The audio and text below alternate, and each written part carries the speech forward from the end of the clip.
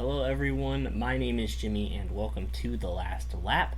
In today's video we're going to be breaking down both races from Talladega Superspeedway, the Xfinity and the Cup Series races.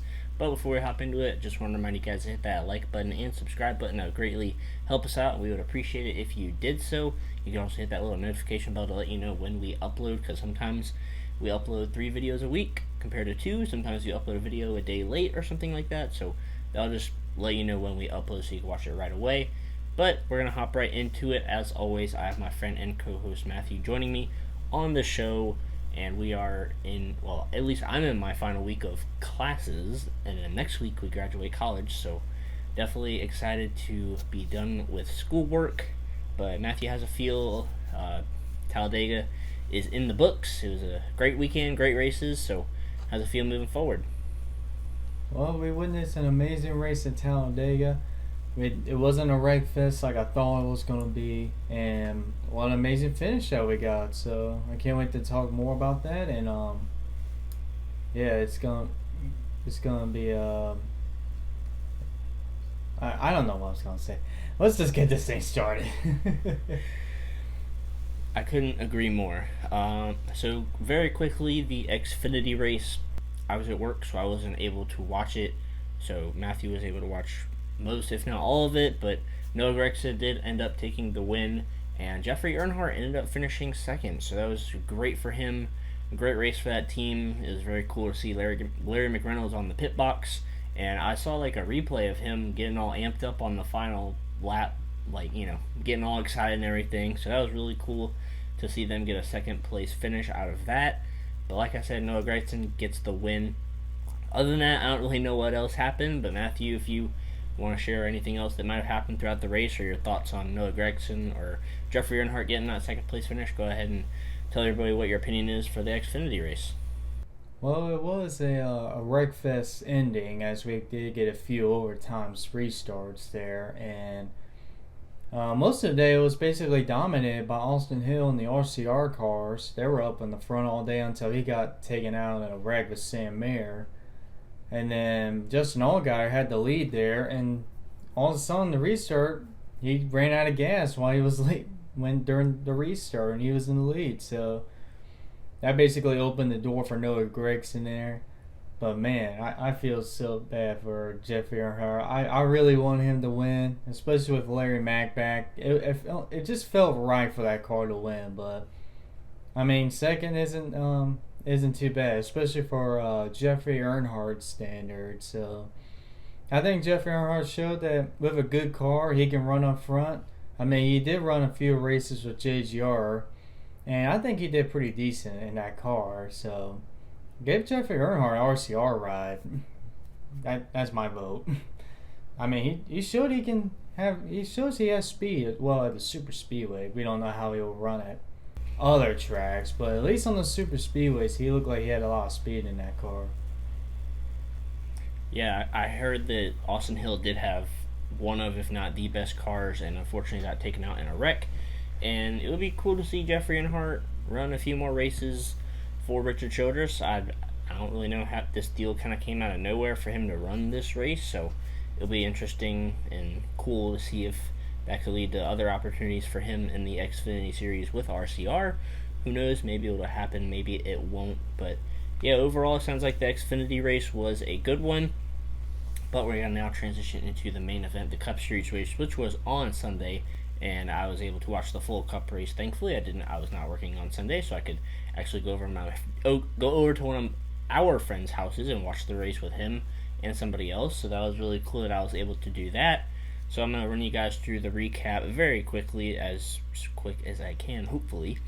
So the end of stage 1 ended under caution. Daniel Hemrick had some type of issue. I don't know if the car just shut down. I think the engine might have went or something like that. It went right in the entrance of turn 3. Austin Dillon was behind him, could not slow down in time. Ran to the back of him, spun him out. Hemrick tried to save it, overcorrected, came back into the field, collected Chase Briscoe and Chris Buescher. Very hard hits for all 3 of those drivers. Thankfully, they were all okay. But that would end stage 1. Bubba Wallace would get the win for stage 1. In stage 2, there was another loose tire on the move, and that was BJ McLeod. Yeah, so would not be surprised if that was another, fine, suspension, all that stuff for them, but that did happen in stage two. There was a big one right after that on the restart. Bubba Wallace got into the back of Joey Logano, gave him a little bit too hard of a hit. Logano went into the outside wall, came back down into traffic, collected others like Austin Cindric, Daniel Suarez, Harrison Burton, Ty Dillon, Ricky Stenhouse Jr., and Harrison Burton. I believe that's all the names. We just double checked before we started this video, so hopefully that's all the names that were involved. A lot of cars involved in that wreck on that restart. Stage 2 would go to William Byron, and at this point, the Hendrick Motorsport Chevrolets looked surprisingly strong.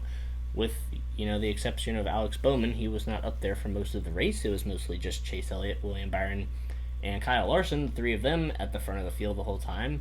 But yeah, stage 2 was won by William Byron. I believe it was a 1-2-3 finish for Hendrick in that stage, I want to say. Maybe. I don't know. But yeah, Hendrick Motorsports, those three Chevrolets looked pretty strong, surprisingly. In stage 3 went entirely green to the finish, surprisingly.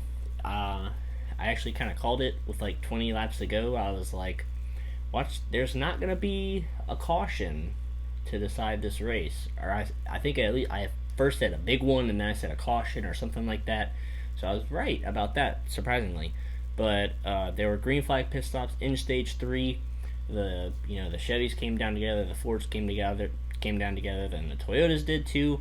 And coming off of pit road, Kyle Busch and Christopher Bell actually made contact, sending Christopher Bell spinning towards the inside wall, and he would eventually lose the draft. I don't know where he finished, but it was quite an interesting dynamic. I'm not really sure what happened there. I guess spotters just didn't communicate well or something, and Christopher Bell got the bad end of the stick there. Brad Keselowski sped on pit road twice. Once earlier, it was either in stage 1 or stage 2, and then he did it again in stage 3, so that took him out of any type of contention, which stung for both of us because we both had him in our fantasy lineup. So definitely not characteristic of Brad Keselowski to speed on pit road at Talladega and cost himself a chance at the win. But after green flag pit stops cycled through, it was pretty much the Chevrolets towards the front of the field again. I know Denny Hamlin was leading at one point, but he got freight trained by all the Chevys like Kyle Larson, Chase Elliott, Eric Jones, Ross Chastain, and all of them. And then coming down to the last lap, Eric Jones was in the lead in the number 43 car. Kyle Larson was in second place at the time, I believe, and I think Ross Chastain was third. So they pretty much stayed in line at one point for most of that final lap. And then coming off of turn 4, Kyle Larson made a move to the outside, but that was after, William Byron got pushed into the wall. That kind of sparked a wreck, and then after that, Larson made a move to the outside of Eric Jones, and then Larson, I believe, got hit a little bit from behind from Austin Dillon. That sent Larson up the track. That forced Larson into Kurt Busch. That made Kurt Busch hit the wall. Kurt Busch came off the wall, collected Bubba Wallace. Bubba hit the wall as well, and while all of this is happening, Eric Jones moves up the track to block for Kyle Larson, and Ross Chastain slides underneath the bottom, and it's a drag race to the finish line, and Ross Chastain, the Watermelon Man, would get his second win of the season. So Ross Chastain he just stayed on the bottom of the racetrack and made everybody else do the work for him and just slid right underneath of them and picked up the win. So huge congratulations to Ross Chastain and Team Trackhouse for getting their second win of this season. Let me quickly go over the top 10 and then I'll get Matthew's thoughts on this race. So Ross Chastain getting the win. Austin Dillon finishes second. Kyle Busch third. Kyle Larson fourth. Martin Truex Jr. fifth. Eric Jones back to 6th after leading on the white flag lap. Chase Elliott finished 7th. Michael McDowell 8th. The Hack himself, Alex Bowman, finished 9th, and Kevin Harvick rounded out the top 10. William Byron was very strong. Unfortunately, he just got put in the wall coming off of turn 4. He got shuffled back pretty late in the race. He arguably had the best car, in my opinion, so it's kind of unfortunate to see him get shuffled out near the end of the race there. But yeah, Matthew, what are your thoughts about this Talladega race for the Cup Series? Well, I thought this Talladega race was a really great race to watch. I'm glad that it wasn't an absolute wreck fest. I was getting a little worried around stage 2. They were starting to wreck a lot there. I was like, oh boy, this is about to be a wreck fest, and there's going to be barely any cars by the end. But surprisingly, when we got to stage 3, there was no cautions, which I don't mind at all. I mean, it's all about it's all about strategy at that point. Is someone going to take 2 tires? Is there going to be fuel only? And they were able to get back together, and they were able to be side by side the whole time. These next gen cars look a lot more stable than the last year's cars. Remember last year's package? The last year's cars with the package that they had such huge runs that it was impossible to slow down. If you got a big run, you're just going to run the back of someone and cause a wreck. Now these runs are good, but these runs are not going to be like so powerful that you're just going to slam in the back of someone and just wreck the whole field. So that's one thing I do love about these next gen cars with the package that they have. These cars are more stable and they're able to get the runs, but not too powerful.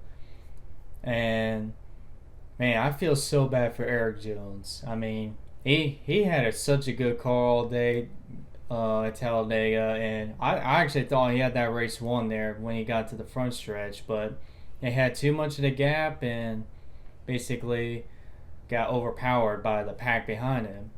And he definitely should have went to the bottom immediately when he took the lead, but he decided to stay on the top, which that probably cost him the win there, because if he stayed at the bottom, he probably would have had a bunch of cars behind him, not too far behind, so he could still get a good push. But oh well, that's unfortunate. But he still finished 6th, which is still good for Petty GMS. But I know they wanted to win badly, so I do feel bad for them. This is really impressive win for Ross Chastain. I mean, Trackhouse Racing is growing in our eyes as possibly the next dynasty team in NASCAR. I mean, we've been watching these new teams grow from over the years, and not a lot of them have like really grown. Like Hendrick was still gonna be really good. Joe Gibbs Racing was still gonna be good. Penske. We don't really see like a lot of teams like back then. It was like Everham Motorsports, Robert Yates. Let's see, what's some other Michael Waltrip Racing. Like those teams, while they had some success, they didn't really go on top. They didn't go like all the way to the top of dynasty like those top teams are. I think Trackhouse Racing has the potential to do just that, because this is only their second season. They're only second season in Cup, and they have 2 wins already, and it's not even halfway through the season. I mean, that's just impressive for a brand new team to just win multiple races like that. It's so hard to do that in the Cup Series. It doesn't matter how you do it. It doesn't matter if you have a spec car or not. You still gotta have the right drivers. You still gotta have the good pit crews, and you still gotta have the good setups.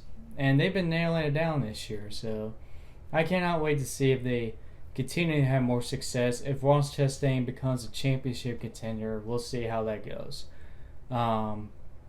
So this was a really impressive win for him, even though he only led 1 lap, and that was the last lap. But that's 2 weeks in a row there that the winner only led 1 lap. So I guess we're starting a new trend here. I guess Dover, we might have the 3 in a row here. We'll see who does that. But yeah, the Hendrick cars had a lot of speed. There was a lot of concern during qualifying that they didn't have a lot of speed, and which was unusual for Hendrick, but they had speed during the race, and unfortunately they couldn't really capitalize with that, especially with the whole last lap going on. I don't understand what Kyle Larson was doing there in the last lap. I mean, he threw an absolute bad block on Kurt. It wasn't even a block. It was more of a push off on Kurt Busch more than a block. And I'm noticing in training Kyle Larson this year, he's been making a lot more aggressive moves than he normally does. That doesn't really end well for him or the other driver, or both. I mean, we saw this with the class when he sideswiped Justin Haley in the class. We saw him turn Kevin Harvick. That caused a big one, the 500, including himself. We saw Larson pushing Elliott to the wall in the lead in Auto Club.